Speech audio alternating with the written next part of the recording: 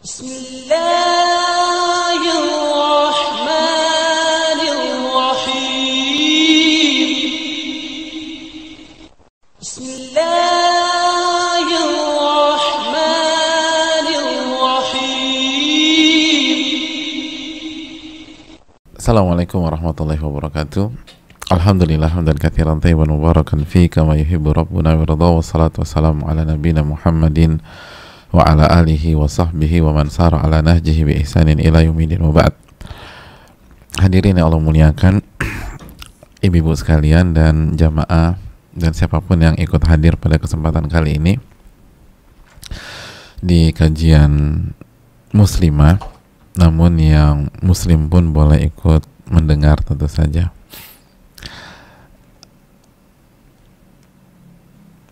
Bahkan yang bukan muslimah pun juga boleh mendengar dan boleh menyaksikan, dan semoga mendapatkan hidayah dari Allah Subhanahu wa Ta'ala. Pada kesempatan kali ini tidak ada kata yang pantas untuk kita ucapkan kecuali bersyukur kepada Allah atas segala nikmat dan karunia yang Allah berikan kepada kita.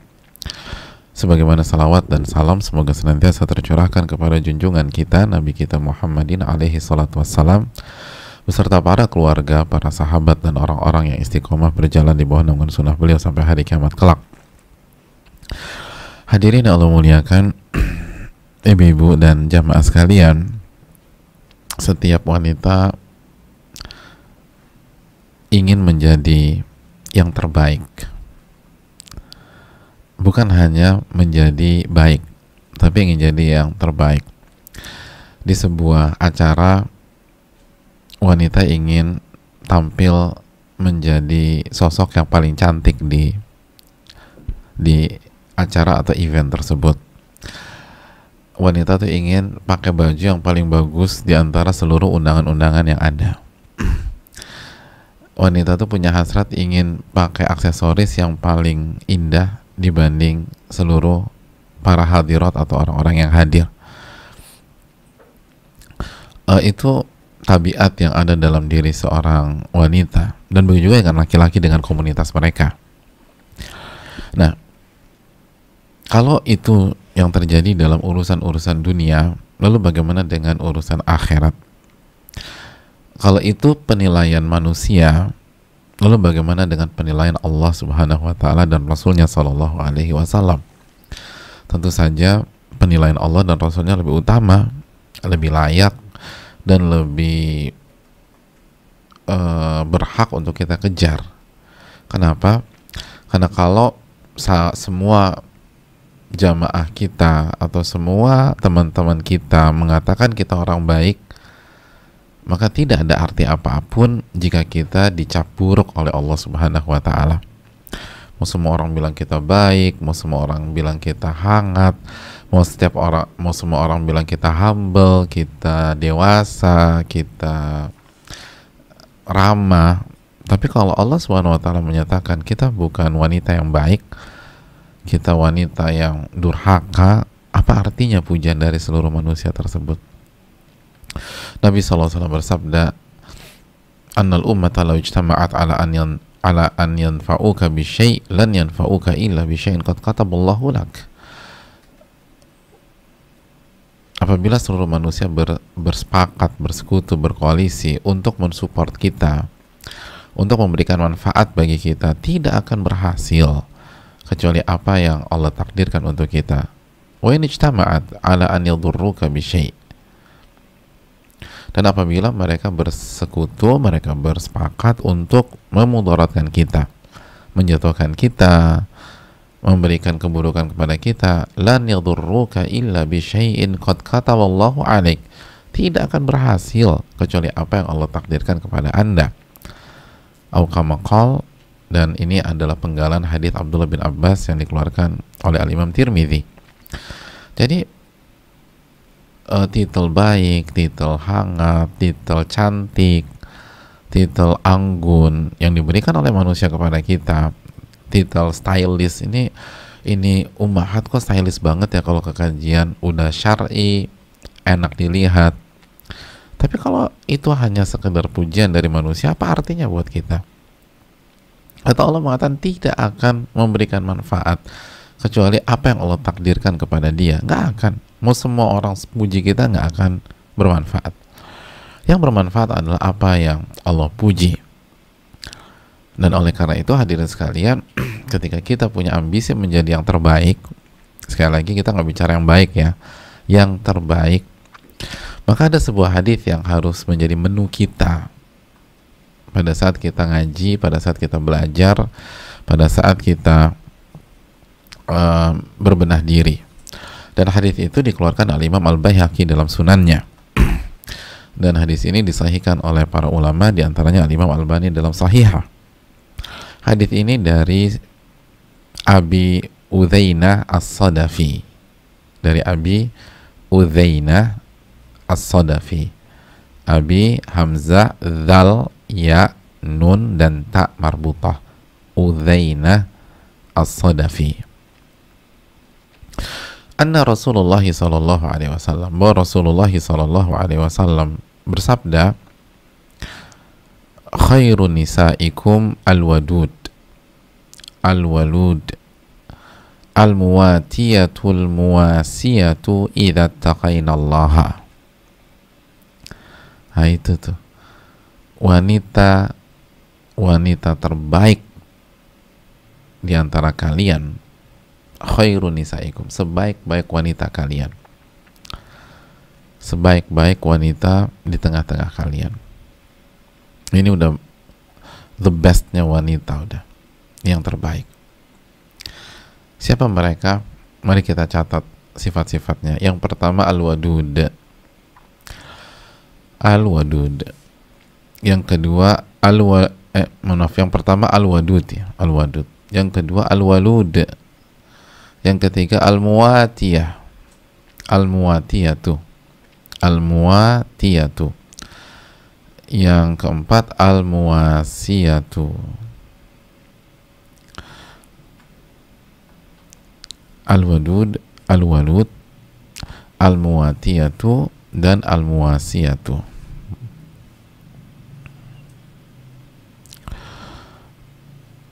Hadirin Allah muliakan,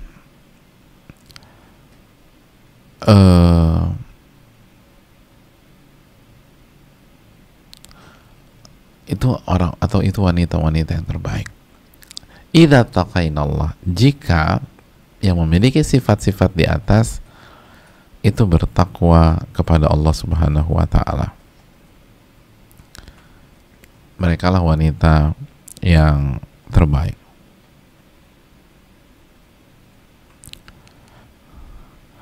Ya,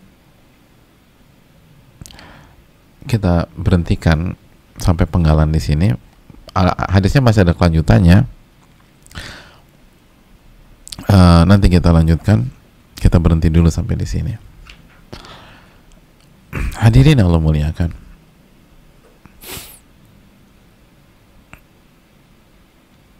yang pertama apa tadi? Yang pertama jemaah, yang pertama al-wadud. Apa arti al-wadud hadirin? Ibu-ibu udah catat belum nih? Al-wadud. Jadi kalau ingin jadi wanita terbaik, yang pertama sifat yang harus dimiliki adalah al-wadud. Al-wadud itu artinya wanita yang penuh dengan cinta dan kasih sayang. Jadi hatinya dipenuhi dengan cinta dan sikap derap langkahnya itu penuh dengan kasih sayang. Atau simpelnya dia wanita yang penuh cinta dan kasih sayang dan bisa mengungkapkan cinta dan kasih sayangnya tersebut.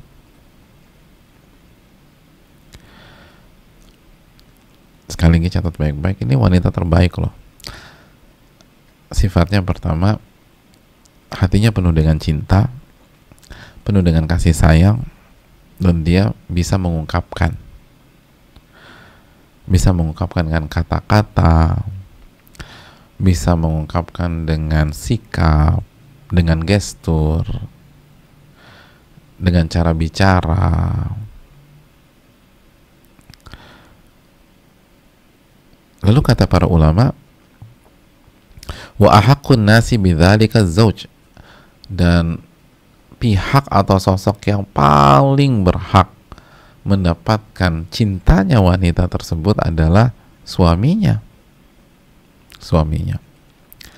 Jadi wa ahaqqun nasi bidzalika zauj, suaminya. An tuhsina tawadduda ilaihi. Terus apa yang harus dilakukan wanita tersebut? Ya bisa mengungkapkan cintanya kepada suaminya. Wa an taksiba masyairahu. Dan dia bisa mendapatkan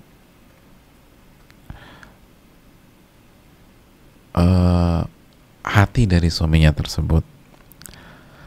Jadi dia bisa mendapatkan perhatian, wa atifatahu, perhatian dan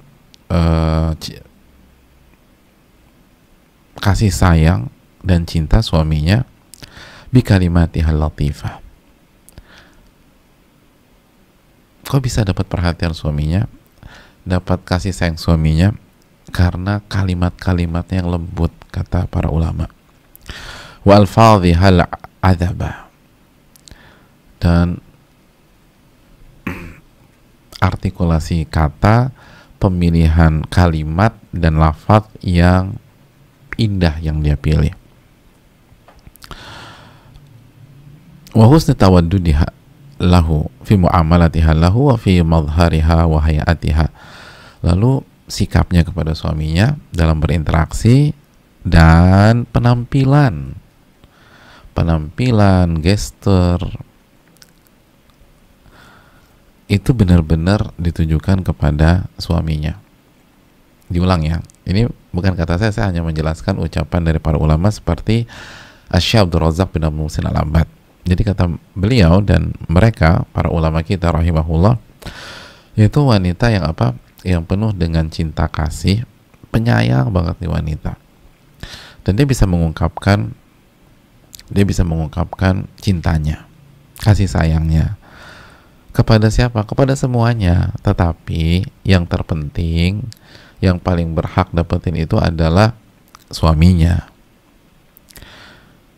Dia bisa tunjukkan, dia bisa ungkapkan, dan bisa berikan kasih sayangnya ke suami, dan dia bisa mendapatkan rasa suaminya, kasih sayang suaminya, perhatian suaminya, cinta suaminya. Kok bisa sih suaminya perhatian sama dia, suaminya bisa tertuju pada dia? Oh, ternyata karena kalimat-kalimat yang dia pilih kalau bicara, atau kata-kata yang dia pilih ketika WA suaminya kalau sekarang ya. Jadi kalau WA suami itu benar-benar dijaga kata-katanya, yang al-latifah, yang lembut, nggak boleh nyinyir sama suami. Wa alfadhihal adzaba, dan lafaz-lafaz atau kata-kata yang dia pilih itu baik, indah. Dan juga bagaimana ketika dia berinteraksi dengan suaminya, ketika nyiapin kebutuhan suami gitu loh.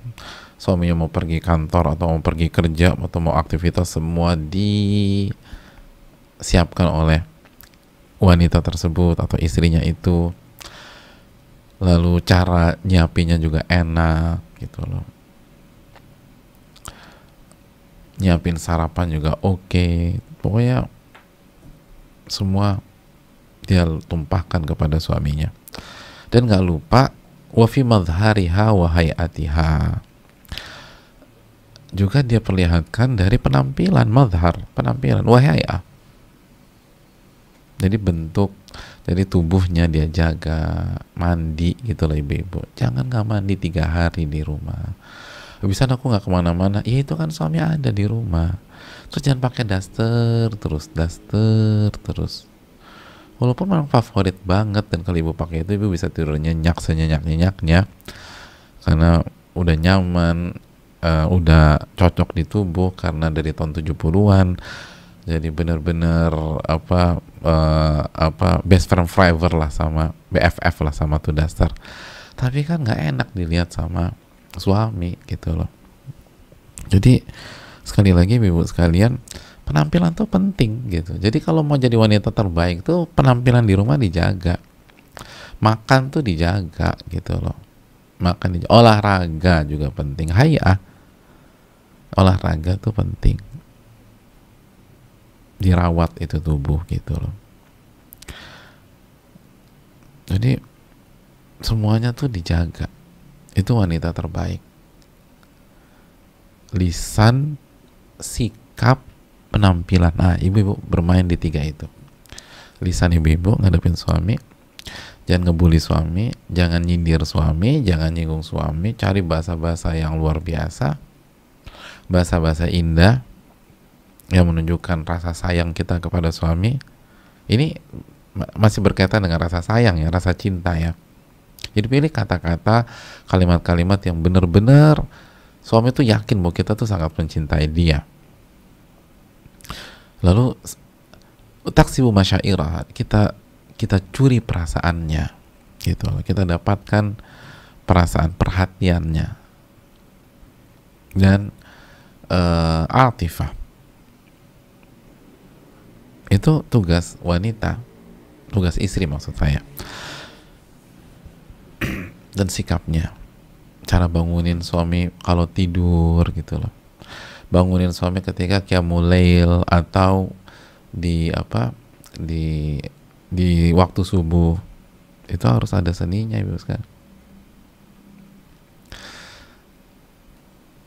Jadi harus lembut, jangan didorong-dorong tubuh suami, rambutnya dijambak-jambak biar dia bangun qiyamul lail. Janganlah ibu-ibu sekalian.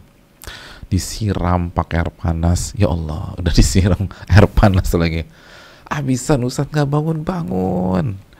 Aku tuh sebel. Daripada aku marah-marah, aku siram aja gitu loh. Alhamdulillah efektif Pak Ustadz. Kok bisa? Ya kan 90 derajat Pak Ustadz, 10 menit 10 derajat lagi 100 derajat tuh air. Ya bangunlah suami, tapi habis itu sumpah serapah. Jadi hadirin yang Allah muliakan, ini yang harusnya dilakukan.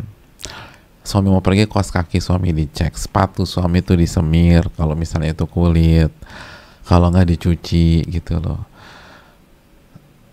Jangan sekali lagi jangan sampai kaos kaki nggak diganti-ganti udah 3 minggu gitu loh.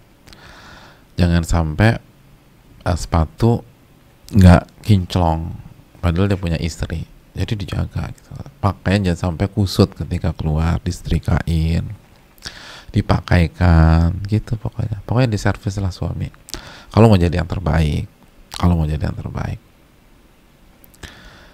Enak kan ibu-ibu sekalian? Oh ini mah cewek banget lah.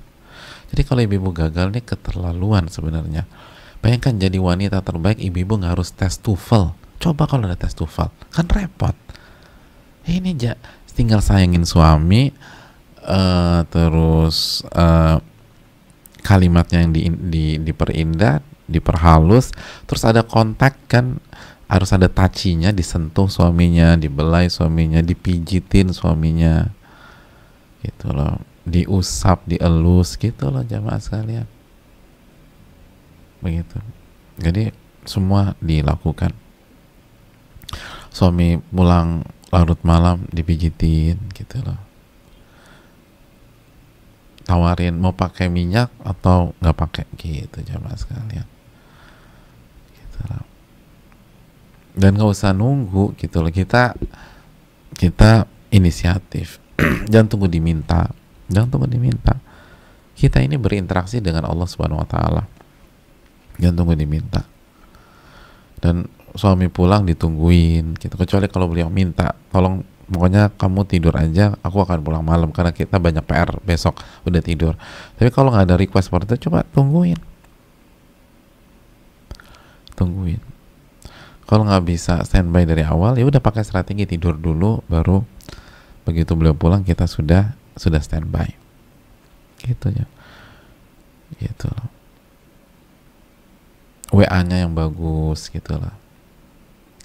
Kita nih sering ibu-ibu sekalian, semua teman-teman kita kalau kita WA kita mulai assalamualaikum warahmatullahi wabarakatuh, kecuali suami kita. Semua dibilang assalamualaikum kecuali suami kita. Kalimat pertamanya udah, lagi di mana? Subhanallah, lagi di mana lagi? Itu kalau nggak pakai tanda seru. Belum lagi kalau pakai tanda seru, 7 lagi dikasih tanda seru, tanda seru, tanda seru, tanda seru. Lo gimana ini mau jadi wanita terbaik? Harusnya suami yang paling berhak dapat assalamualaikum warahmatullahi wabarakatuh. Assalamualaikum warahmatullahi wabarakatuh, gitu hadirin.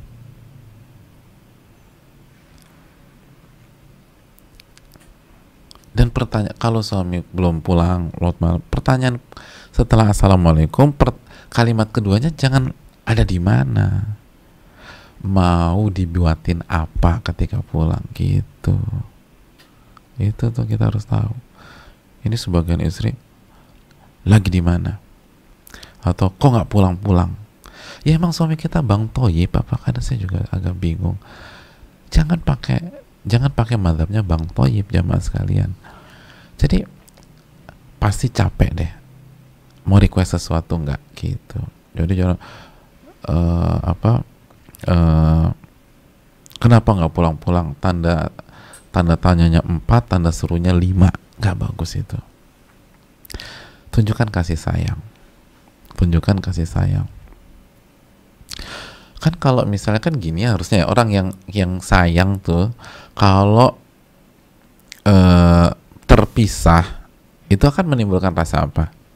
Rasa kangen kan, rasa rindu kan. Ya udah ungkapkan kalau suami pulang malam tuh rasa kangen dan rasa rindu.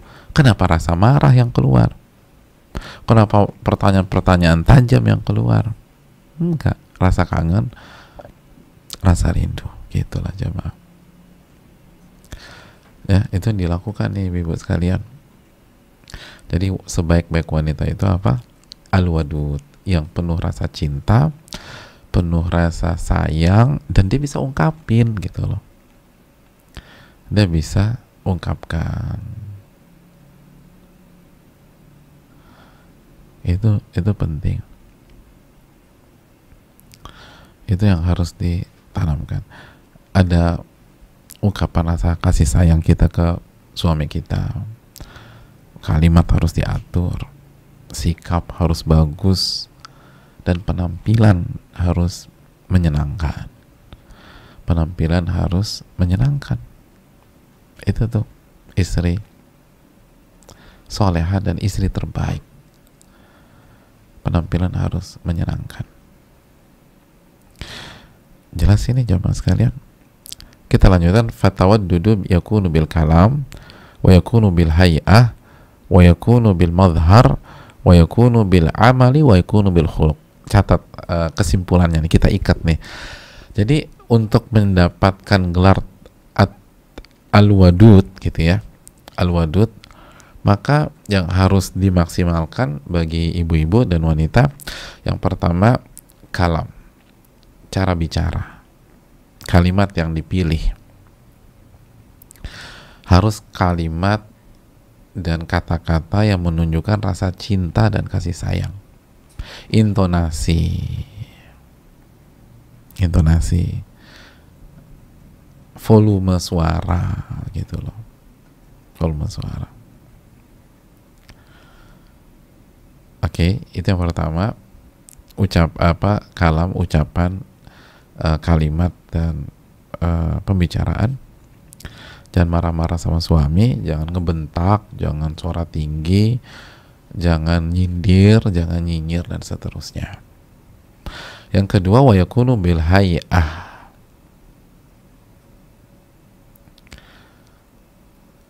dari bentuk gitu loh, dari tubuh gitu, tubuh dijaga.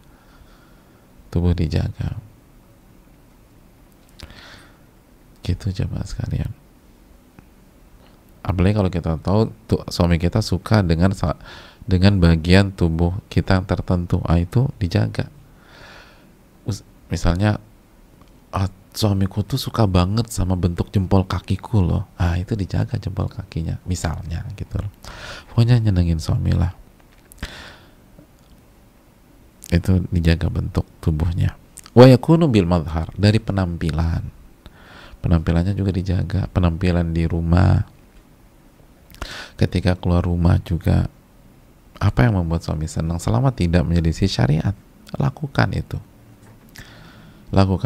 Pokoknya suami suka apa, lakukan. Aku nggak suka deh kamu kalau pakai di rumah tuh baju yang warna warna biru gitu loh. Kenapa? Karena biru tuh terlalu ngejreng gitu loh. Jadi kamu suka yang warna apa, Beb? Aku suka orange. Aku gimana sih? Biru terlalu ngejreng, kamu jadi ke orange. Udah nggak usah didebat. Oh, jadi suka orange? Iya. Menurut aku orange tuh warna yang kalem. Udah nggak usah dijawab, udah pakai orange saja gitu loh. Walaupun kita nggak habis pikir, kenapa biru dongker ngejreng tapi orange itu kalem.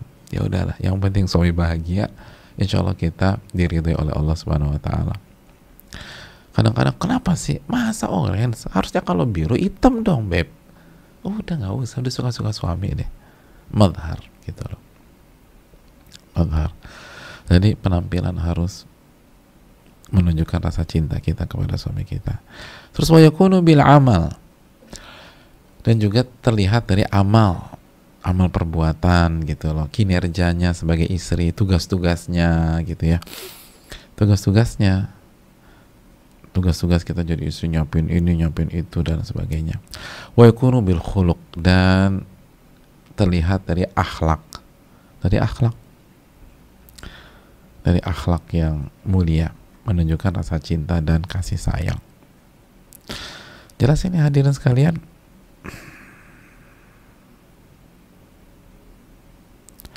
Ya, kita lanjutkan. Itu yang pertama.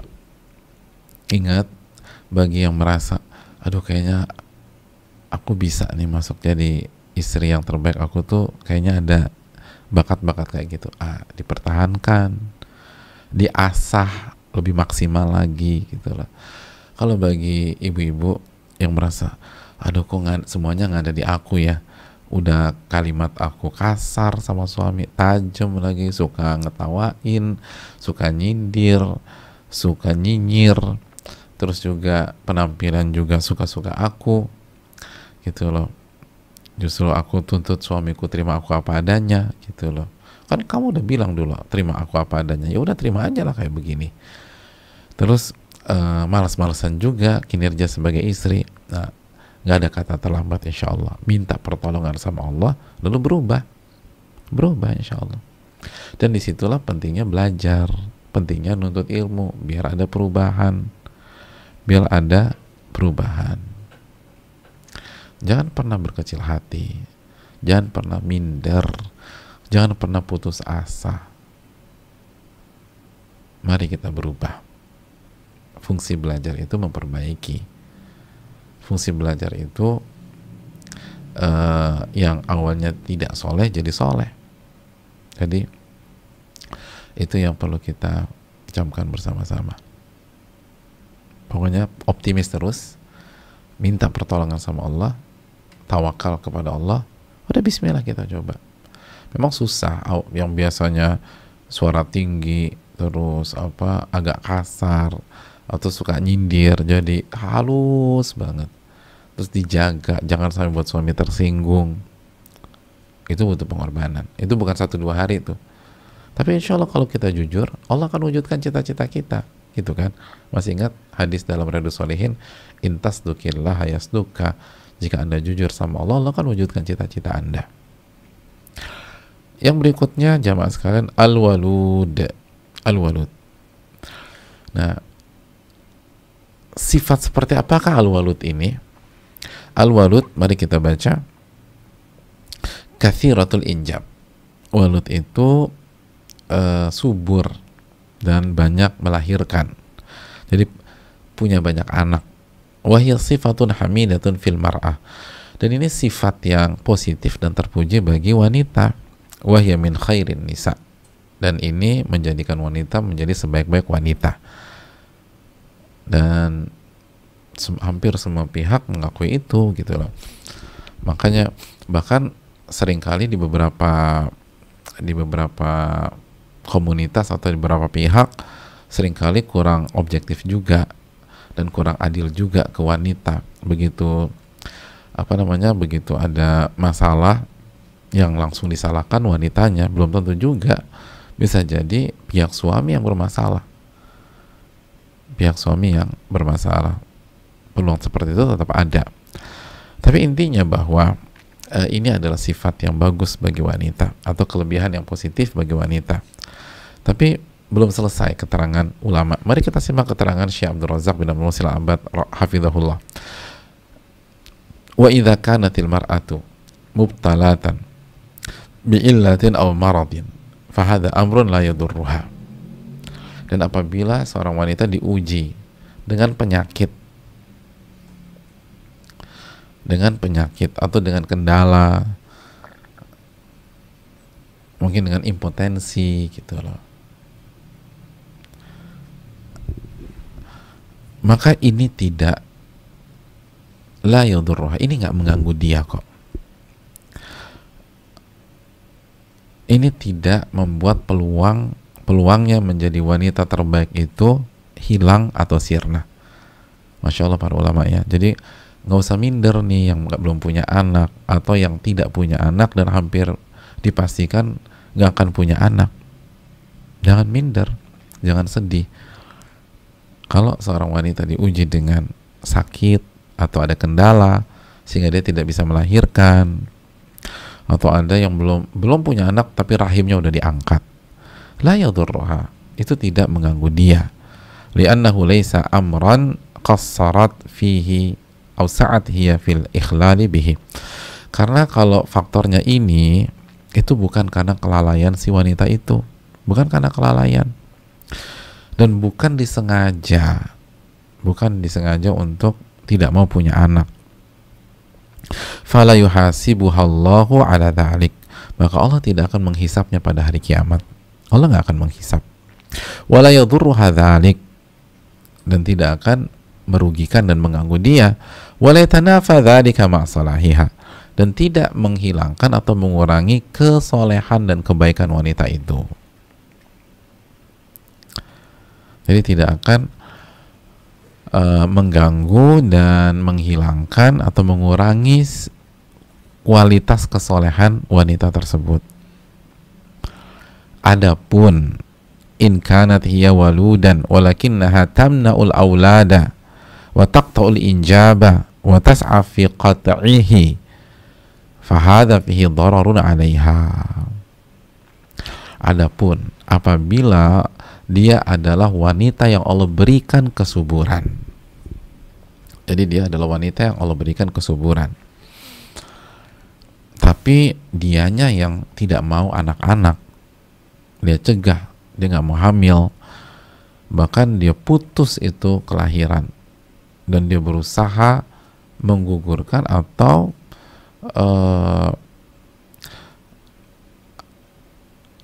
membuat dirinya tidak bisa melahirkan. Dia memang ada usaha ke sana, ada effort ke sana, nggak mau dia pakai itu. Tanpa ada alasan syar'i, tentu saja. Tanpa ada alasan syar'i. Cuman karena nggak mau aja. Aku nggak suka anak kecil. Aku nggak mau. Aku lebih suka hidup sendiri. Dan itu kan terjadi. Tren itu muncul di dunia. Tren itu muncul dan ada saat ini di dunia, nggak mau punya anak, khawatir ribet, hanya ngerepotin, hanya ngeganggu dan lain sebagainya. Padahal dia bisa. Dan dia berusaha untuk tidak punya anak. Fahadha fihi dhararun 'alaiha, ini yang akan merusak dia. Ini yang akan membahayakan dia di dunia dan di akhirat. Waqad qala Nabi SAW, dan Nabi telah bersabda, tazawwajul wadud al-walud, menikahlah dengan wanita yang al-wadud. Masih ingat al-wadud itu apa? Tadi wanita yang penuh rasa cinta, kasih sayang dan bisa mengungkapkannya. Wal walud, dan wanita yang banyak anak. Fa inni mukatsirun bikumul umama yaumal qiyamah, karena aku berbangga dengan banyaknya umatku pada hari kiamat. Aku berbangga dengan banyaknya umatku pada hari kiamat. Falladhi yanbaghi 'alal mar'ati an tas'a fi wujudil aulad, maka seyogyanya seorang wanita berjuang untuk memiliki anak. Wa tabdhulu sababa fi dzalik, dan berikhtiar untuk memiliki anak, wa tas'a fi tarbiyatihim wa tansyiatihim wa riayatihim, dan berjuang untuk bisa mendidik anak dan bisa menjaga tumbuh kembangnya dan bisa merawatnya. Wa tahtasibu litakuna sababan fi an yujada fil mujtama abnaun salihun wa du'atun muslihun, dan dia berjuang agar anaknya menjadi sebab, atau mohon maaf, dia berjuang agar dia menjadi sebab lahirnya anak-anak yang soleh di tengah-tengah masyarakat dan lahirnya dai-dai yang memperbaiki kualitas masyarakat. Jadi hendaknya para ibu itu, para wanita itu, ketika berusaha memiliki anak, dia berjuang, dia berniat, bertekad dan berjuang agar anaknya nanti menjadi anak yang soleh, dan bukan hanya jadi anak yang soleh, tetapi memperbaiki kualitas kesolehan dari masyarakat. Wa tahtasib dzalika min awwali dukhuliha fi zawaj, dan ketika dan hal itu semua dia harapkan mulai dari awal dia masuk ke pernikahannya. Awal dia masuk ke pernikahan. Taqulu bainahu wa bain Allah. Dia berbicara secara private antara dia dengan Allah Subhanahu wa taala. La'allallaha yukrimuni bi abna'in min a'immatil huda aw min ulama'il muslimin wa min du'atil khairi. Semoga Allah Subhanahu wa taala memuliakan aku dengan anak-anak yang menjadi imam-imam petunjuk dan menjadi ulama-ulama kaum muslimin, atau dai-dai, ustadz-ustadz yang mengajak kepada kebenaran. Fayuktabu lahal ajrul azim ala hadhin niyatis salihah, maka dia akan mendapatkan pahala yang besar dan luar biasa karena niat yang salihah tersebut, niat yang benar itu. Dan wa ma yatba'uha minal inaya wa ri'ayah, dan dia akan dapat pahala dari seluruh yang dia perjuangkan, seluruh apa yang dia lakukan untuk merawat dan mendidik anak-anak tersebut. Jadi ibu sekalian dan para akhwat, jadi dari awal itu pada saat kita menikah nih, kita udah punya niat. Niatnya apa? Kita bicara private dengan Allah, munajat kepada Allah, berkhalwat dengan Allah. Ya Allah, semoga Engkau muliakan aku dengan anak-anak yang insya Allah akan menjadi imam-imam kebaikan, imam-imam petunjuk, pemimpin-pemimpin yang mendapatkan petunjuk. Semoga anak-anakku ada yang jadi ulama gitu loh. Semoga anakku ada yang jadi dai atau jadi ustadz gitu loh. Semoga anakku ini bermanfaat. Nah itu, coba kita ingat-ingat dulu waktu kita nikah punya niat begitu nggak? Gitu. Makanya sebagian orang anaknya jadi bandar, na'udzubillah min dzalik. Anaknya mabok, na'udzubillah min dzalik. Ketika dicek nggak ada niat seperti itu ketika nikah. Udah normal aja. Kalaupun punya anak, pengennya anak yang lucu-lucu. Udah dapat lucu, tapi lucu sampai berapa tahun sih? Udah. Pengen, aku tuh dari awal tuh pengen anak yang pinter-pinter. Dapat anak yang pinter-pinter. Tapi habis sudah dewasa, ninggalin ibunya dan ninggalin keluarganya. Dapat anak pintar. Udah lupa udah sama orang tua. Dan kata para ulama, ini seharusnya ini dari awal nikah gitu. Dari awal nikah. Dari awal berhubungan misalnya udah niat pokoknya semoga dapat anak kayak begini. Semoga dapat anak seperti ini. Itu hadirin Allah muliakan. Dan lihat, cita-cita tuh yang tinggi, semoga anakku itu menjadi salah satu imam-imam petunjuk, ulama-ulama, dai-dai dan ustadz-ustadz gitu.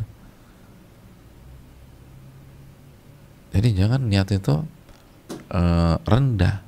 Ya pokoknya aku mah terserah anakku aja, aku terima anakku apa adanya. Ya jangan, cita-cita tuh yang tinggi.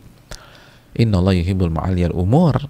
Nabi SAW mengatakan Allah itu suka dengan hal-hal yang tinggi, hal-hal yang besar, gitu ya. Jadi intinya kalau Allah tidak takdirkan kita punya anak, rahim kita bermasalah, atau kita misalnya kita laki-laki tidak bisa berjuang sehingga terjadi pembuahan, maka itu tidak ada masalah. Bukankah Aisyah radhiyallahu taala anha juga tidak punya anak?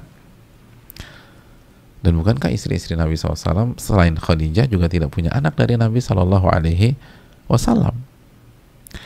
Tapi bagi yang tidak ada kendala sama sekali, bagi yang semuanya bagus dan dia nggak punya anak gara-gara dia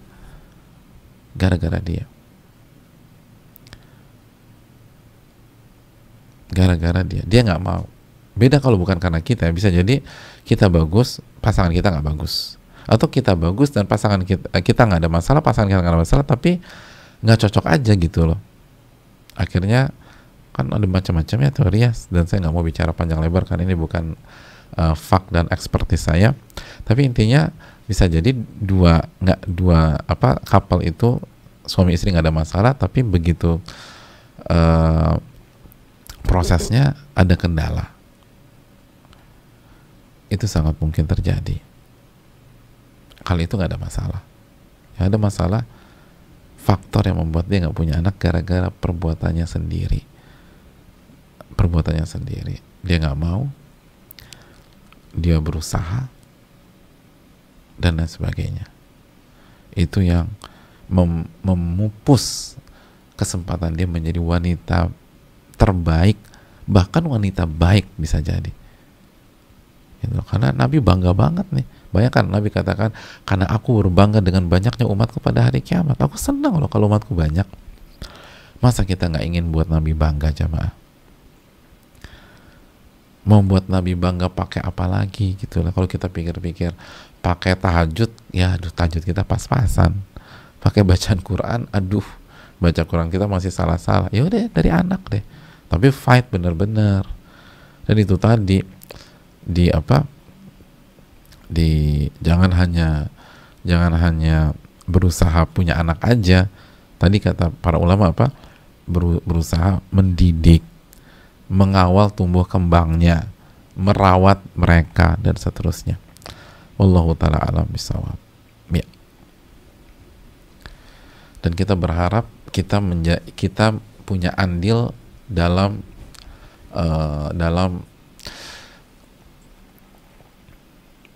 melahirkan anggota-anggota masyarakat yang soleh-soleh dan yang memperbaiki gitu. Semoga anakku ini bisa memperbaiki masyarakat gitu, jamaah sekalian. Dan itu dari awal pernikahan. Begitu, Masya Allah. Yang berikutnya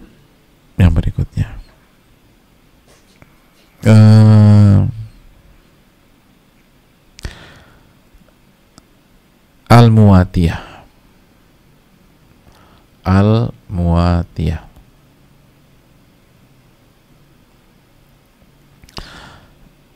Alif lam mim waw alif ta ya dan ta marbutah. Al-Mu'atiyah. Hadirin Allah muliakan.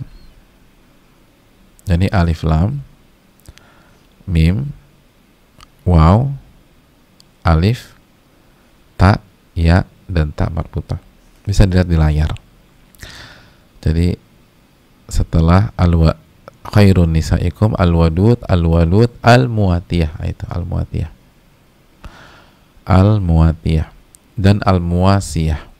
Nanti al-muwasiyah nanti. Al-mu'atiyah dulu. Alif lam mim waw alif ta ya dan ta marbutah. Al-mu'atiyah. Nah, siapa sih sosok Al-Mu'atiyah ini? Aku kok baru dengar nih Pak Ustadz. Nah, kita jelaskan keterangan para ulama kita. Siapa tuh Al-Mu'atiyah?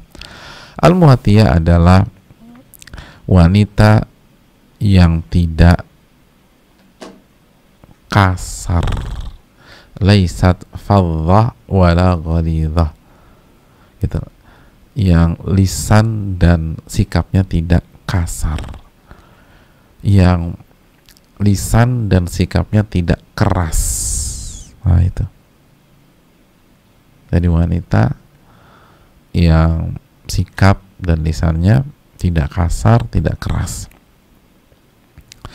Wa bal hiya muwatiyatun tasma'u wa tuti'. Tapi catat baik-baik ya. Jadi muwatiyah itu kesehariannya itu hobinya mendengar, lalu abis mendengar taat, nurut gitu. Wa tastajib, dan berusaha menjalankan perintah dan arahan gitu loh. Jadi sekali lagi jadi hobinya yang pertama itu suka dengar gitu loh. Suka dengar. Kalau suami arahin didengerin gitu loh. Kalau suami kasih nasihat didengerin. Kalau apa namanya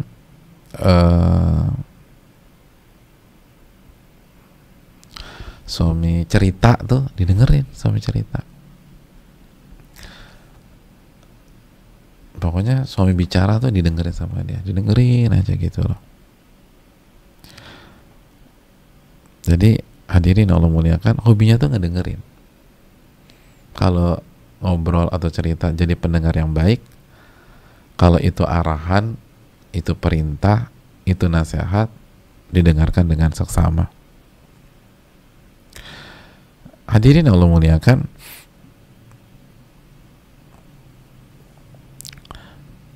habis didengerin tuti' nurut gitu loh. Nurut, taat. Jadi yang pertama apa? Dengar. Jadi wanita terbaik adalah pendengar-pendengar setia. Itu catat tuh. Jadi kalau mau jadi wanita terbaik, kita harus punya mental pendengar setia. Khususnya dengerin suami. Terus yang kedua, taat, nurut. Taat dan nurut. Terus yang ketiga, tastajib, responsif gitu loh. Jadi cepat dalam merespon, respon positif. Respon positif. Jadi sekali dikasih tahu langsung tek tek tek gitu. Sekali kasih tahu tek tek tek gitu loh jamaah. Tastajib. Disambut gitu loh. Arahan suami disambut. Nasihat suami disambut. Perintah suami disambut. Nasihat suami disambut. Itu istijabah. Tastajib. Jelas nih jamaah. Jadi apa?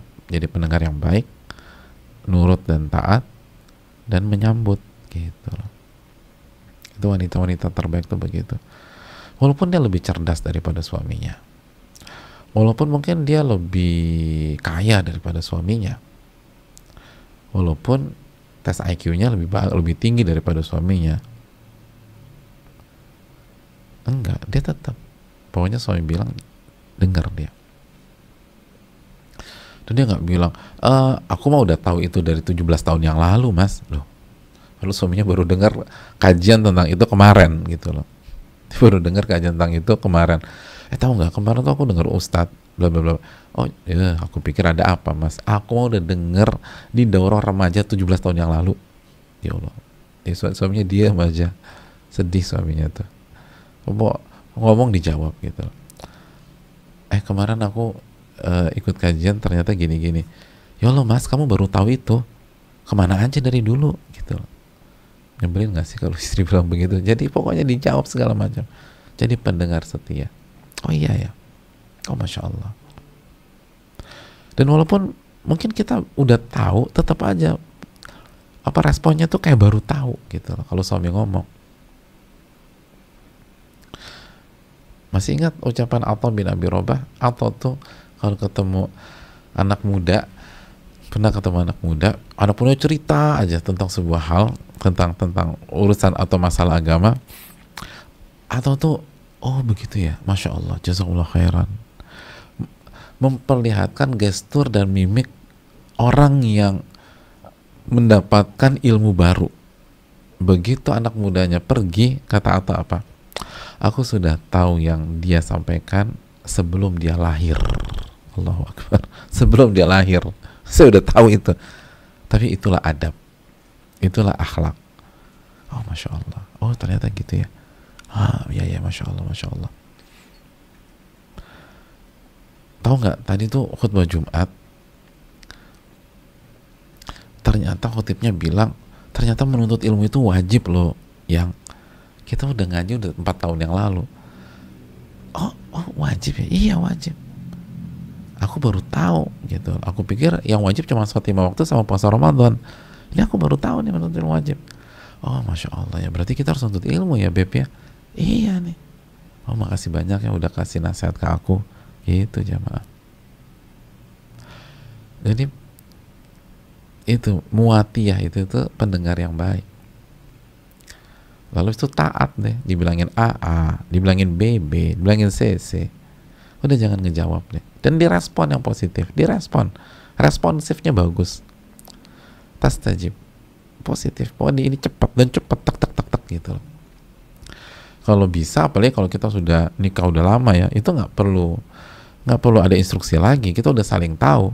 Oh, gestur suami aku begini, berarti dia lagi pengen ini nih. Udah tak gitu. Jadi istijabahnya tuh bagus. Apalagi kalau di tempat publik, kadang-kadang kan suami istri tuh nggak bisa menyampaikan dengan bahasa verbal secara total, tapi cukup eye contact misalnya, atau ngelihat dan seterusnya. Misalnya mau pamitan, suami kita tuh udah kasih sign dengan matanya atau gesturnya, oh berarti ini harus pamit, langsung pamitan gitu loh. Kita lagi pamitan, suami kita udah kasih sign lagi, oh ini berarti pamitannya kelamaan. Kadang-kadang kan ibu-ibu kan pamitnya jam berapa, keluar gedungnya jam berapa, kan gitu nggak jelas gitu. Pamitnya dari jam 7:30 baru keluar ke parkiran jam 9:15, subhanallah. Itu udah suami udah sebelah. Jadi jangan sampai suami pokoknya lihat, oh ini udah nyaman, langsung pulang gitu lah. Langsung pulang. Tapi belum semuanya, udah pamitan di grup aja nanti, udah pulang. Kalau semuanya repot, di grup tuh ada 200 orang. Ini baru orang yang ke-7 gitu loh. Jadi masih banyak lagi orang yang ada. Udah nggak usah nanti suami udah nggak nyaman tuh, udah kita pulang. Itu istijabah, muatiyah. Nah itu kalau mau jadi wanita terbaik itu cepat. Oh suami mau ini, suami mau itu. Gitu jamaah sekalian. Jadi karena udah belahan jiwa, udah bertahun-tahun hidup bersama, udah harus tahu, udah nggak harus dijelaskan lagi. Oh suamiku mau ini. Atau misal kalau mau makan gitu, kita harus tahu. Oh kalau ke rumah makan ini suami sukanya favoritnya ini. Kalau ke rumah makan yang sana gitu, kalau misalnya ke warung makan Padang, suami pesan ini. Kalau ke Warsun pesannya ini gitu loh. Kalau ke restoran Sulawesi mesennya ini gitu lah. Kalau restoran Kalimantan mesennya ini. Gitu udah tahu lah. Itu harus cepat tuh istijabah. Gak perlu ngomong aja. Aku mau pesan, udah dipesenin Beb gitu. So tahu. Kamu pesan apa aja? Ini. Oh kok tahu sih? Iya. Loh kok tahu? Kita ini udah 41 tahun nikah gitu loh. Saya udah tahu kamu tuh maunya apa. Oh iya benar. Masya Allah. Jadi itu muatiyah. Kita lanjutkan. Wala tastankif, wala tastakbir, wala tasta'li ala zawj. Hadirin Allah muliakan. Dan muatiyah itu istri yang tipikalnya tidak suka menolak suami. La yamtani. Jadi dia nggak akan menolak permintaan suaminya kecuali haram tolak. Jadi lastankif, tidak imtina gitu lah. Pokoknya kalau suami minta ini iya, suami minta ini iya, suami minta itu iya, kecuali haram, dan dia akan bicara dengan baik-baik. Wala tastakbir, dan dia tidak menyombongkan diri, dia nggak sombong sama suaminya. Wala tasta'ni ala zawj, dan tidak merasa tinggi di hadapan suaminya.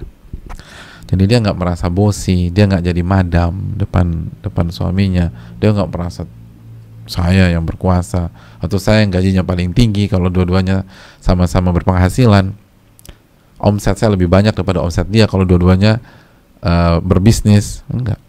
Wala yakunu minha nusyuz wa au ta'alin au ta'ali, dan tidak ada kedurhakaan dan tidak ada kesombongan. Itu poin.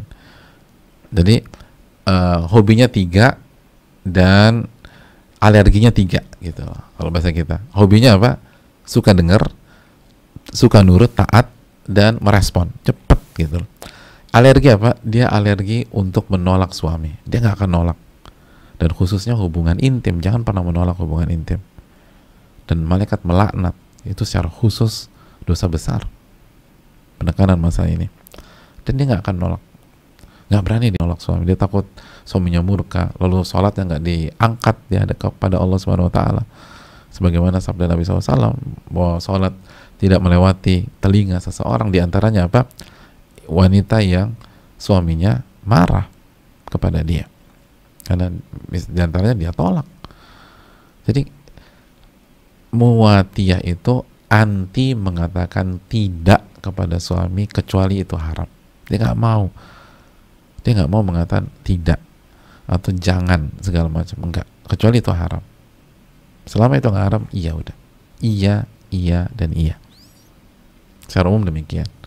Dia boleh memberikan saran, dia boleh mengarahkan, tapi dia tahu seninya, dia tahu cara bicara, dan dia iyakan dulu.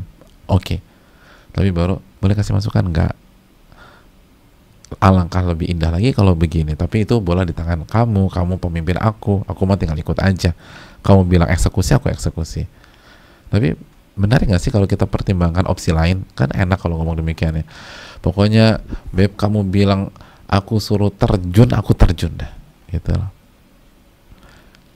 Hanya saja kayaknya ada opsi lain yang bisa kamu pertimbangkan juga, tapi ini terserah kamu. Kalau kamu lebih nyaman ini, aku mah ikut inilah.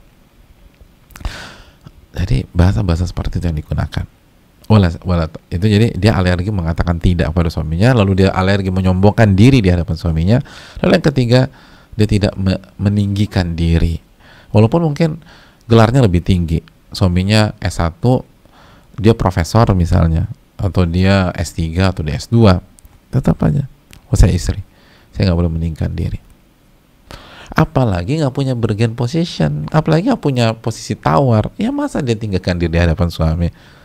Secara pendidikan suaminya lebih unggul, secara cerdas suaminya lebih unggul, secara ini suaminya lebih unggul.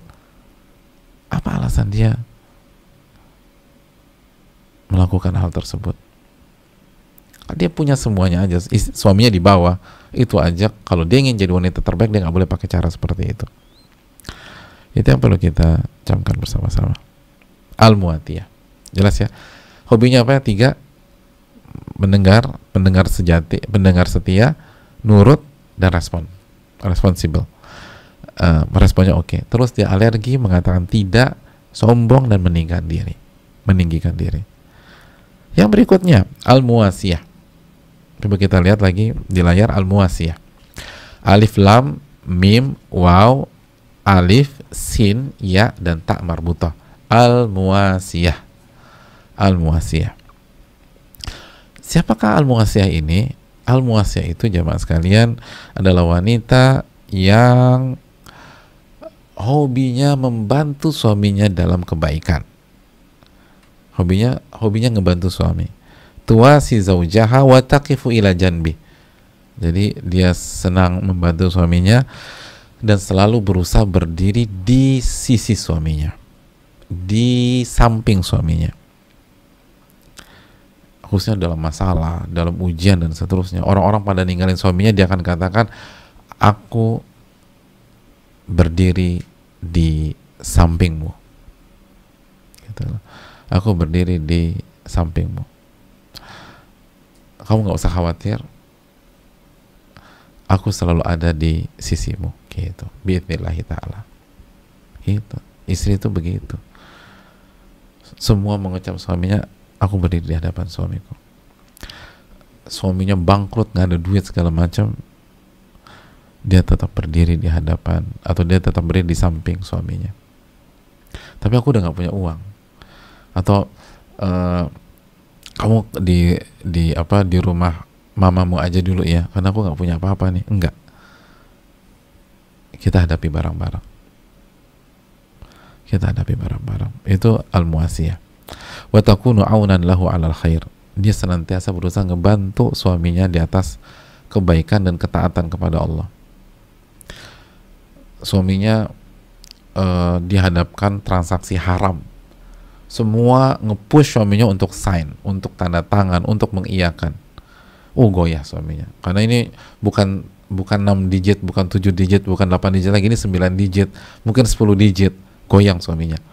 Terus dia bilang, jangan tanda tangan, ya, jangan.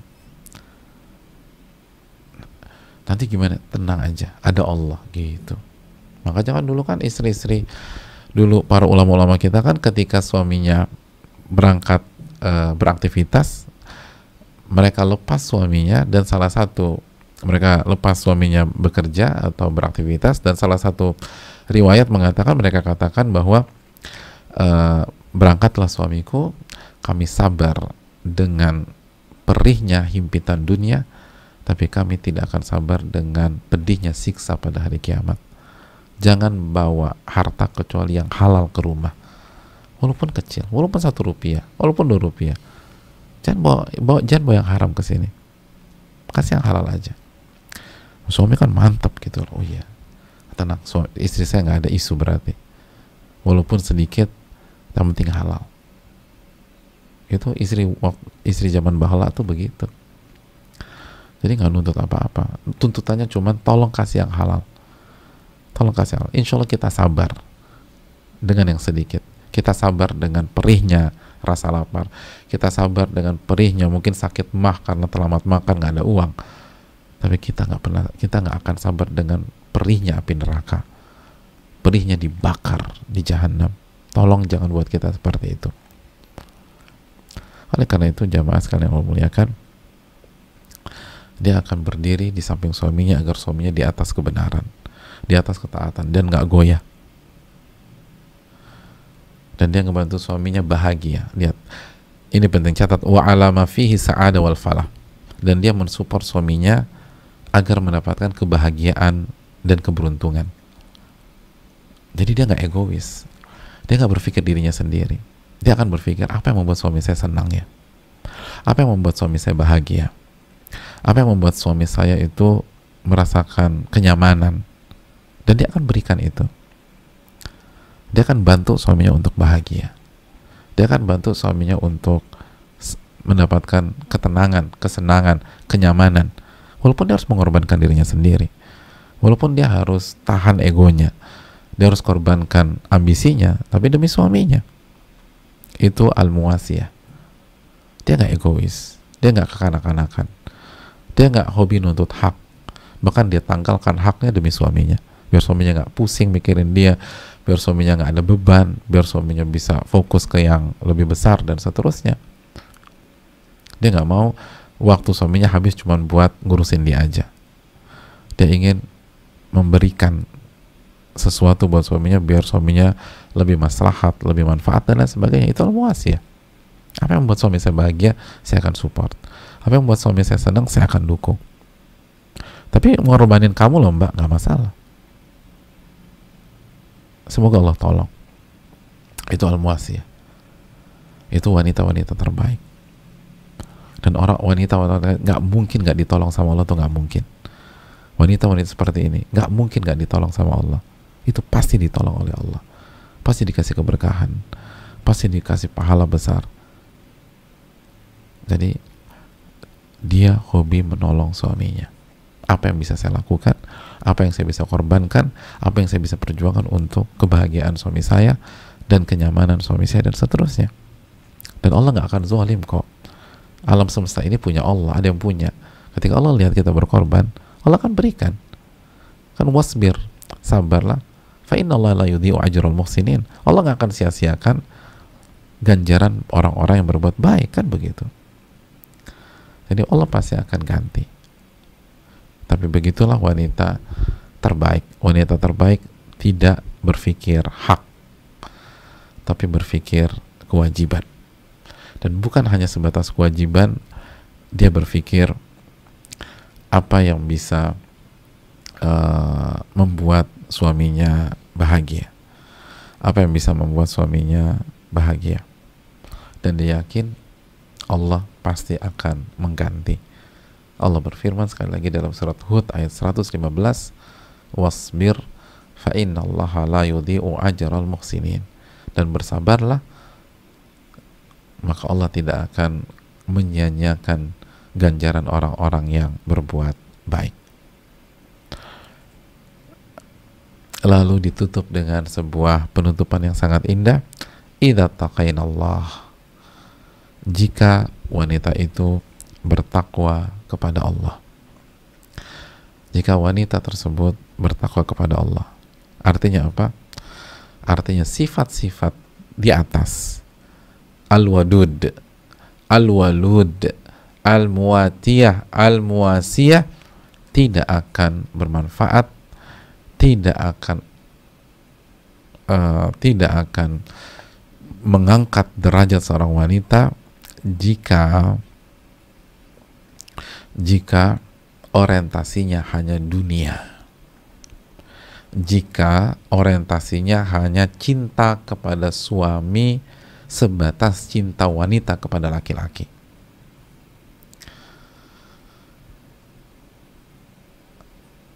Makanya para ulama mengatakan anna hadhihi sifat innama takunu nafi'atan lil mar'ati bidza idza taqatillaha, sesungguhnya sifat-sifat di atas baru bermanfaat bagi seorang wanita jika dia bertakwa kepada Allah. Kalau saja ada wanita yang penuh kasih sayang, perfect lah, cinta dan kasih sayangnya, lembutnya udah perfect, al-walud, lalu banyak anak, udah kalimatnya halus, hatinya penuh dengan cinta, kalimatnya juga halus, performanya masya Allah, selalu tampil cantik bak bidadari di hadapan suami, lalu banyak anak gitu loh. Jadi penampilan cantik bak bidadari, anak 19 misalnya, masya Allah, anak 19 penampilan tetap cantik, muatiyah, pendengar yang baik, taat, responsif, nggak sombong, selalu tawadu di hadapan suami, lalu muasiyah, selalu menolong suami, wahiyya tatlubu bidzalika amra dunya laysat muttaqiyatan lillah. Tapi yang jadi masalah, wanita ini yang perfect tadi itu, yang semua sifat ada, semata-mata mencari hal duniawi, dan dia tidak bertakwa kepada Allah. Dia nggak bertakwa kepada Allah. Lam tufitha bihadhihi sifat, tidak ada manfaatnya buat dia punya sifat-sifat di atas. Walam tanfa'ha, dan tidak ada manfaatnya. Wa innama takunu hadhihi sifat nafi'atan laha, karena sifat-sifat di atas baru bermanfaat buat dia jika dia lakukan itu, dia miliki itu, talaban li ridallah azza wa jal, dalam rangka mencari ridha Allah, dalam rangka mencari ridha Allah, wa sa'yan fi tahqiqi taqwa, dan upaya untuk meraih ketakwaan.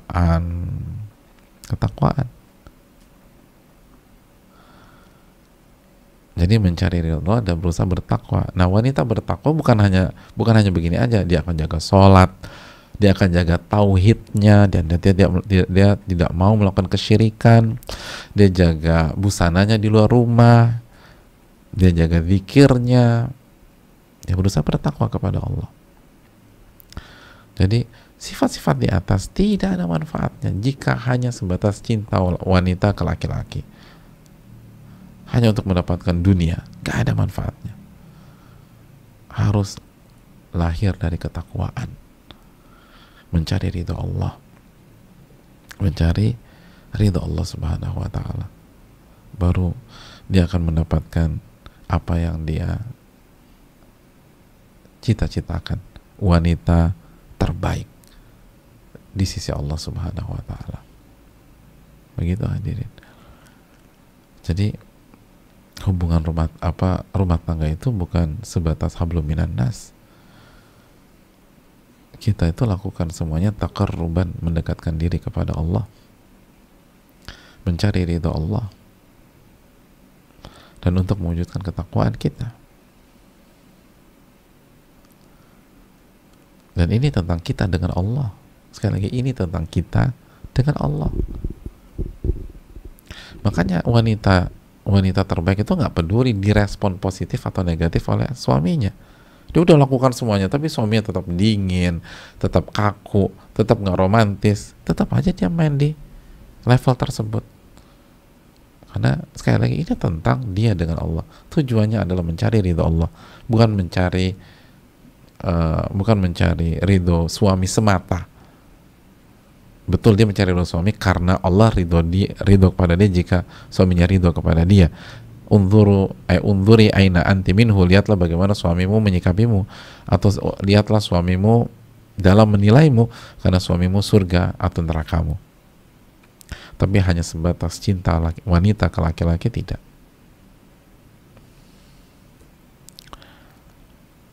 Ini tentang mencari ridho Allah. Ini tentang keikhlasan. Ini tentang penghambaan. Ini tentang penghambaan di dalam rumah tangga. Dan bagaimana kita meraih ketakwaan. Hadis yang sangat menarik, hadis yang sangat luar biasa. Semoga bisa menjadi ibrah bagi kita. Al-wadud, al-walud, al-muwatiyatu, al-muwasiyatu idza taqainallaha. Penuh cinta dan kasih sayang, subur, dan kalau punya penyakit atau kendala tanpa ada kelalaian, tidak ada masalah. Hal yang ketiga, hobinya adalah menjadi pendengar sejati, pendengar setia, nurut, taat, dan respon, tidak meninggikan diri, tidak menyombongkan diri, dan terus merasa rendah dan nol di hadapan suami. Lalu dan tentu saja yang pertama merasa rendah di hadapan Allah. Lalu dia lalu muasiyah, hobinya menolong suaminya, dan semua itu dilakukan dalam rangka takwa kepada Allah. Takwa kepada Allah. Dan ingat hadis Muslim, at-taqwa, ini kita kunci dengan ini, dengan hadis Muslim. Nabi katakan at-taqwa hahuna. At-taqwa hahuna. Jadi at-taqwa hahuna. Inti ketakwaan itu di sini, sambil menunjuk qalbu beliau. Jadi ingin jadi wanita terbaik, yang pertama kali dibangun adalah kebersihan hati, amalan hati yang bersih dari kesyirikan, baik syirik besar maupun syirik kecil. Hati yang ikhlas, hati yang mencari ridho Allah, sehingga semuanya dilakukan dalam rangka bertakwa kepada Allah. Ini yang bisa disampaikan, semoga bermanfaat. Wassalamualaikum warahmatullahi wabarakatuh. Kita buka sedikit waktu untuk sesi tanya jawab.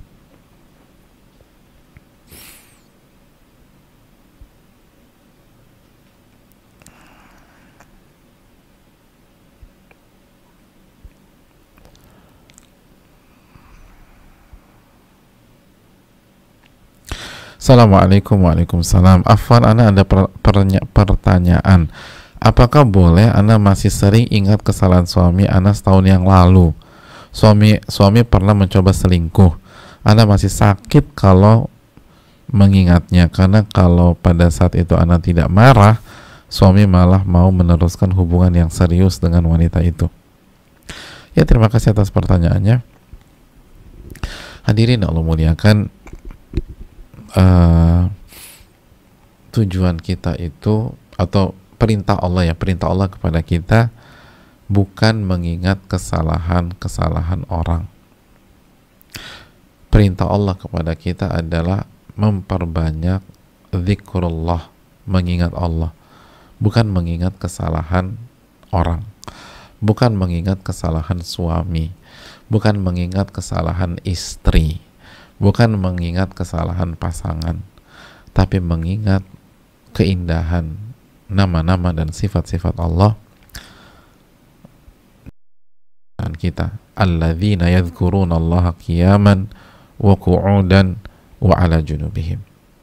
Itu orang-orang yang senantiasa mengingat Allah dalam kondisi berdiri, dalam kondisi duduk, dan dalam kondisi berbaring. Jadi nggak ada perintah mengingat kesalahan pasangan, Akhirnya karena kita mengingat kesalahan pasangan, kita jadi sakit hati. Itulah ucapan Ibnul Aun, kata beliau, dzikrun nasida, nginget-nginget manusia itu, nginget makhluk dan kesalahan makhluk itu hanya jadi penyakit. Nah itu hanya jadi penyakit. Jadi kalau kita pengen penyakit, ya udah banyak-banyak ingat aja deh. Kalau kita ingin sembuh, kita ingin sehat, kita ingin tenang, perbanyak ingat Allah Subhanahu wa taala. Wallahu taala bisawab. Jadi tutup buku aja, udah tutup.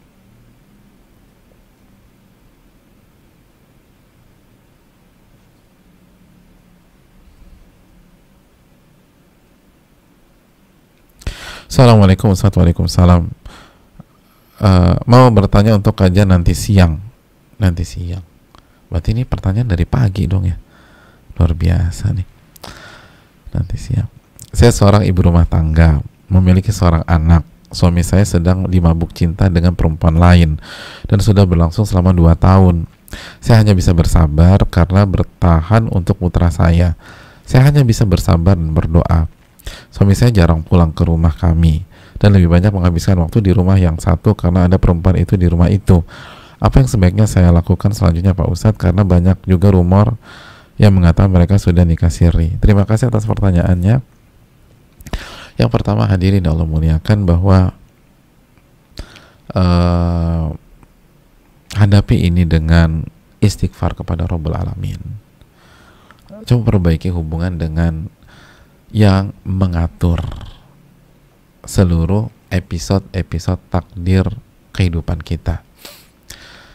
Episode-episode takdir kehidupan kita itu dulu deh. Kita mau ngatur suami itu susah, jamaah ibu-ibu sekalian. Banyak kendalanya. Banyak kendalanya. Kita jangankan ngatur suami, mau bicara sama suami, banyak ibu-ibu kesulitan. Ustaz, aku tuh pengen banget bicara serius tentang hal-hal serius dengan suami, tapi suami diajak ngomong serius tidur lah, main gadget lah, ngajak bercanda lah, nggak pernah bisa bicara serius, tuh kan? Tapi pertanyaannya, bisa nggak doa serius atau bermunajat kepada Allah, berkholat kepada Allah? Pernah nggak Allah bilang nggak punya waktu dengan kita? Nggak pernah. Tapi kenapa kita menyanyiakan hal itu? Hadirin Allah muliakan, jika kita tahu ada kendala di sebuah perusahaan, itu yang pertama kali kalau bisa akses orang yang paling punya power di perusahaan tersebut. Walaupun kita punya masalah misalnya sama bagian personalia, oke, bagian personalia, tapi kalau kita punya akses ke big bossnya, itu semua clear. Jadi apa namanya, itu poinnya. Apalagi kalau kita jadi bawahannya, jadi kita punya masalah manajer personalia, kita staffnya, aduh susah deh. Tapi kalau kita punya akses ke CEO, ke big boss, ke direktur, komisaris, enak hadirin. Susah nembus suami yang mungkin ada masalah tuh sulit. Tapi coba kita minta sama Allah, perbaiki hubungan dengan Allah. Sebagai contoh ya, di pertanyaan ini semoga Allah jaga ibu yang bertanya. Saya hanya bisa bersabar karena bertahan untuk putra saya. Itu kan salah. Bersabar, saya hanya bisa bersabar. Saya hanya bisa bersabar dan hanya bertahan karena putra saya. Bersabar itu ibadah, jamaah sekalian. Dan persembahkan kepada Allah Subhanahu wa taala. Kita bersabar itu bukan untuk anak, bukan untuk buah hati. Kita bersabar karena perintah Allah Subhanahu wa taala. Makanya kan Allah berfirman dalam surat An-Nahl ayat 127, wasbir wa ma sabruka illa billah, dan bersabarlah wa ma sabruka illa billah, dan tidaklah kesabaranmu kecuali dengan pertolongan Allah Subhanahu wa taala.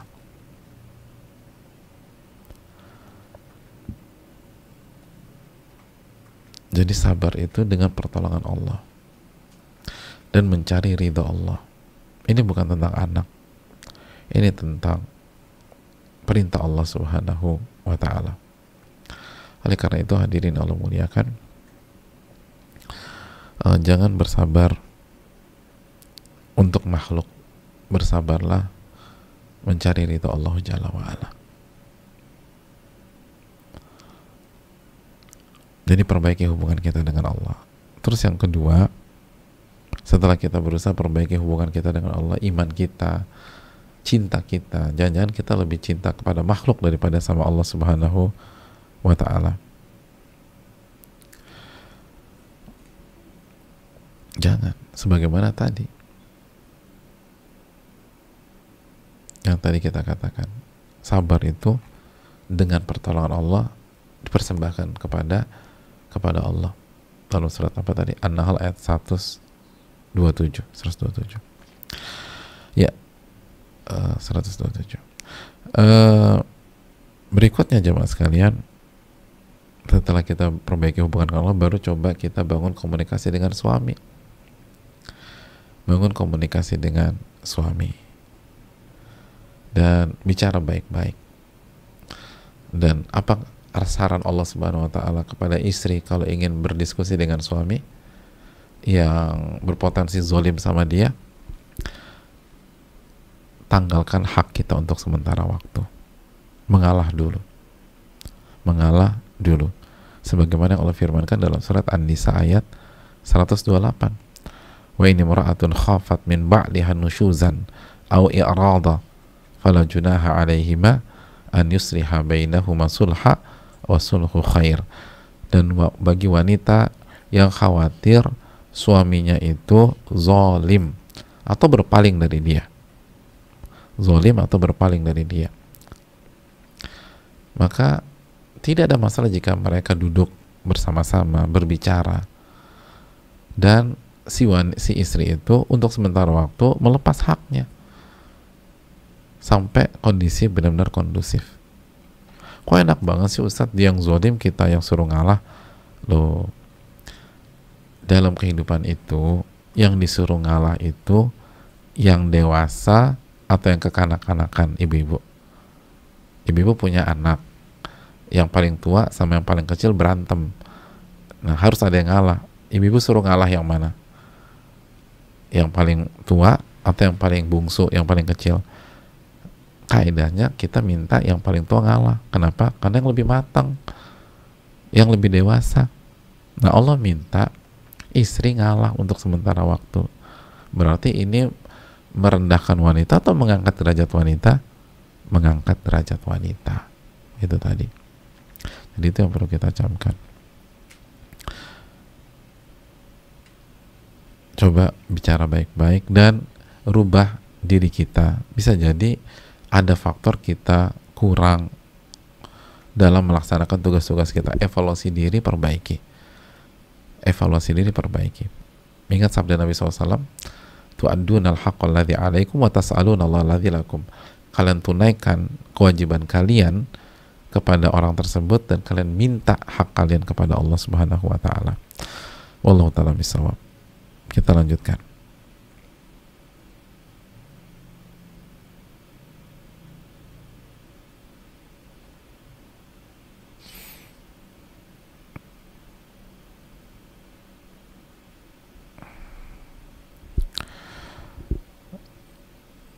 Pertanyaan ketiga, kalau suami saya izin untuk menikahi perempuan Nasrani yang hijrah dan menjadi mu'alaf berkat suami saya, menikahi karena ingin menolong jangan sampai perempuan itu terjerumus lagi, apakah saya dosa jika bilang tidak mau? Hati saya sakit tapi tidak bisa marah karena jalannya benar dan mungkin emang sudah takdir Allah Subhanahu wa ta'ala. Ya, terima kasih atas pertanyaannya. Kita tahu jamaah sekalian bahwa poligami adalah salah satu syariat dari syariat Allah Subhanahu wa ta'ala. Dan tadi wanita yang terbaik itu tidak menolak kecuali itu haram. Namun kita bisa jadi teman diskusi yang bijak dengan suami kita. Contohnya seperti ini. Artinya suami kita ingin menikahi dengan alasan ingin menolong. Menikah lagi dengan alasan ingin menolong, itu boleh dalam Islam. Tapi sebagian ahli ilmu mengatakan itu bukan alasan yang ideal. Kenapa demikian? Karena Allah akan uji klaim kita tersebut. Wa nablu akhbarakum, surat Muhammad ayat 31. Kita akan uji ucapan-ucapan kalian tersebut. Al-Ankabut ayat 2 dan 3. Ahasiban nas an yutraku an yaqulu amanna wa hum la yuftanun. Apakah manusia berpikir mereka dibiarkan begitu saja mengucapkan kami beriman dan mereka nggak diuji? Ada orang bilang, saya melakukan ini untuk menolong. Benar tuh menolong. Allah akan uji, benar nggak tuh menolong? Ahasiban nas an yutraku an yaqulu amanna wa hum la yuftanun. Apakah manusia berpikir mereka akan dibiarkan begitu saja beriman atau mengucapkan salah satu cabang keimanan, mereka nggak diuji? Allah akan uji semua itu. Nah, siap nggak?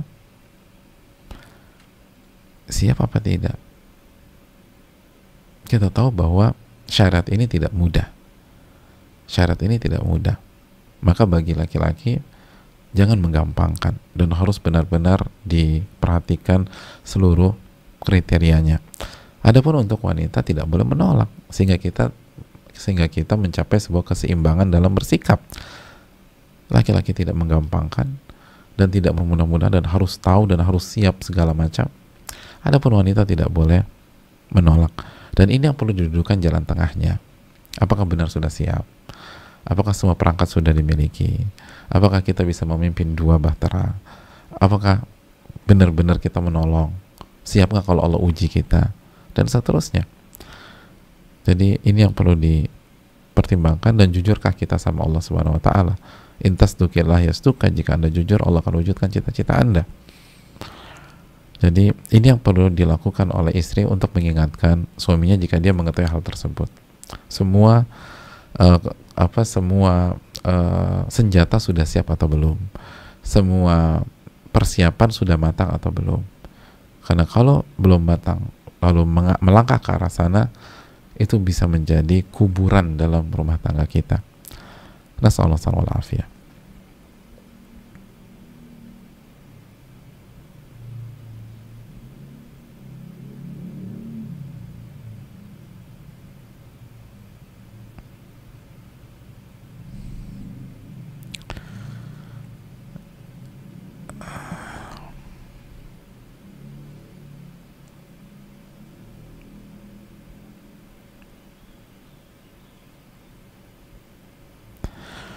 Assalamualaikum Ustaz. Waalaikumsalam. Izin bertanya, bagaimana tips bertahan menjadi sosok istri soleha yang terbaik bagi suami walaupun banyak cobaan dari sisi suami? Suami masih suka jelalatan lihat foto selfie akhwat di sosmed, padahal istri sudah berusaha untuk tampil yang terbaik. Bagaimana tipsnya biar istri nggak cepat down dengan kelakuan suami tersebut dan sabar serta terus berusaha jadi yang terbaik? Yang pertama, sekali lagi, bangun hubungan dengan Rabbul Alamin. Karena yang membolak-balik hati suami kita adalah Allah Subhanahu Wa Taala. Inna quluba bani Adam baina isba'aini min asabi'ir rahman yuqallibu kaifa sya'. Sesungguhnya hati-hati manusia itu di antara 2 jemari Allah. Allah bolak-balikan sesuai dengan apa yang Allah kehendaki. Coba bangun hubungan dengan Allah. Minta biar Allah kasih hidayah buat suami kita. Doa, nangis di sepertiga malam terakhir agar Allah Subhanahu Wa Taala memberikan penjagaan bagi suami kita. Jadi bangun hubungan kita dengan Allah Subhanahu Wa Taala. Terus yang kedua, sekali lagi, sebagaimana hadis wadud tadi, perbaiki penampilan kita dan selalu berpenampilan dan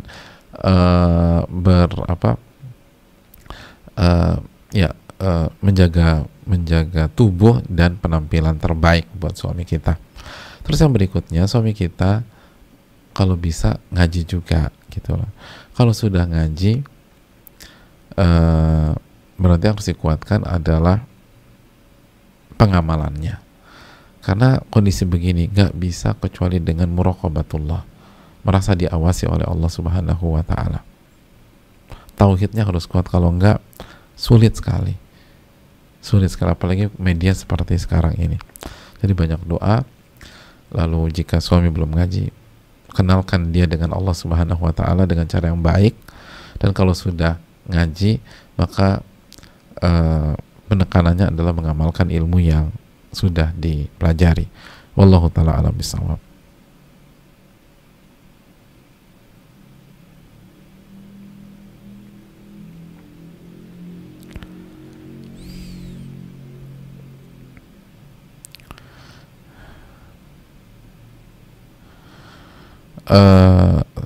Assalamualaikum warahmatullahi wabarakatuh. Waalaikumsalam warahmatullahi wabarakatuh. Semoga Ustadz, keluarga, para tim selalu diberkahi dan dirahmati oleh Allah Subhanahu wa taala. Amin ya rabbal alamin. Afan, Ustadz ingin bertanya, saya seorang akhwat yang sedang di perantauan. Alhamdulillah Allah kehendaki atas diri saya untuk mengenal ajaran sunnah dan belajar ilmu agama lebih dalam.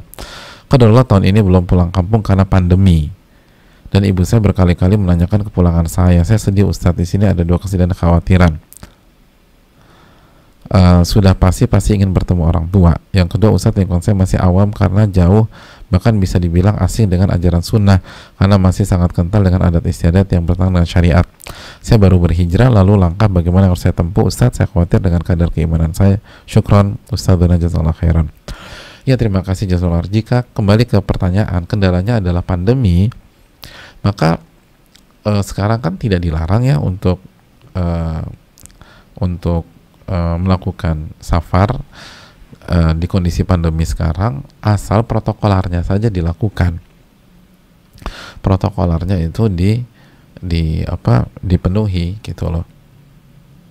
Karena hukum asalnya kalau perintah orang tua itu wajib untuk kita tunaikan. Orang tua minta kita pulang, hukum asalnya wajib kita pulang. Nah, tinggal ada nggak penghalangnya, dan ketika tidak ada larangan, artinya sudah dibuka sekarang, mungkin kendalanya adalah orang tua kita sudah tua atau sudah uzur, maka lakukan protokoler COVID aja gitu loh. Tes dulu sebelum berangkat gitu loh. Dan kalau perlu misalnya swab yang bisa, kalau nggak salah ada swab mandiri ya kalau nggak salah sekarang, dan bisa langsung hasilnya pada saat itu juga. Artinya kan semakin hari semakin canggih tesnya. Yaudah, walaupun agak mahal, pilih yang itu. Misalnya kalau kita punya rezeki, biar di sana begitu sampai kita bisa tes lagi. Jadi di sini tes, di sana tes. Misalnya tes di sini aman, berangkatlah. Kalau misalnya kita harus dengan umum, sampai sana tes lagi. Setahu saya sudah ada yang bisa sendiri dan hasilnya pada saat itu juga. Allah ta'ala alam ya, pihak medis yang bisa lebih menerangkan. Terus yang kedua itu jangan berpelukan, jangan ada kontak dan seterusnya untuk sementara. Jadi pelan-pelan. Adapun untuk lingkungan pasti setiap hal itu ada awalnya. Baru setelah itu pelan-pelan menjadi sebuah hal yang biasa. Jadi perkenalkanlah sunnah Nabi di lingkungan kampung atau desa kita. Memang awalnya dianggap aneh, tapi kan Nabi mengatakan badal Islamu ghoriban. Islam itu akan datang dalam kondisi asing. Wa sayaudu ghoriban kama bada, dan akan kembali asing sebagaimana kedatangannya. Fatuba lil ghuraba. Maka beruntunglah orang-orang yang dianggap asing oleh lingkungannya. Lalu yang harus kita lakukan adalah berakhlak mulia dengan lingkungan gitu loh, dengan orang-orang di kampung kita atau di desa kita. Pulang tuh bawa makanan, bawa hadiah yang bisa dibagi-bagikan ke sebanyak-banyaknya. Jadi bawa hadiah tapi bisa dibagikan ke satu RT gitu, satu berapa lah. Jadi hadiahnya jangan sepeda gitu loh, walaupun sepeda lagi hits, karena sepeda cuma bisa dikasih 1-2 orang aja. Kasih apa gitu, makanan kecil, bagikan. Terus sampai sana sisihkan uang untuk kasih bagi-bagi lagi gitu. Senang deh gitu. Insya Allah masyarakat senang dan nggak terlalu mempedulikan penampilan beda kita kalau kita sering ngasih ke mereka. Wallahu ta'ala bishawab. Mungkin itu.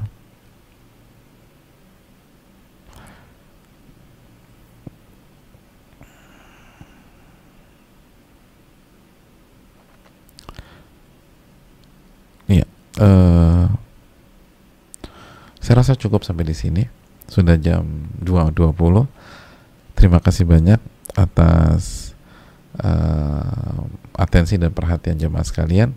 Semoga bermanfaat, dan yang sedikit ini dan penuh kekurangan ini semoga bermanfaat bagi kita semua, khususnya bagi ibu-ibu, bagi wanita, atau apabila ada laki-laki, ada ikhwan, ada bapak-bapak yang menyaksikan, bisa bermanfaat buat istri mereka atau anak-anak perempuan mereka, dan untuk seluruh kaum muslimat. Semoga kita bisa jadi wanita yang terbaik dan memperbaiki kinerja kita dan performa kita sebagai wanita dan istri, dan semoga Allah menerima amal ibadah kita, memberikan kita ilmu yang bermanfaat, dan bisa mengamalkan apa yang disampaikan dan apa yang dipelajari pada kesempatan kali ini. Subhanakallahumma bihamdika asyhadu an la ilaha illa anta astaghfiruka wa atubu ilaik. Assalamualaikum warahmatullahi wabarakatuh.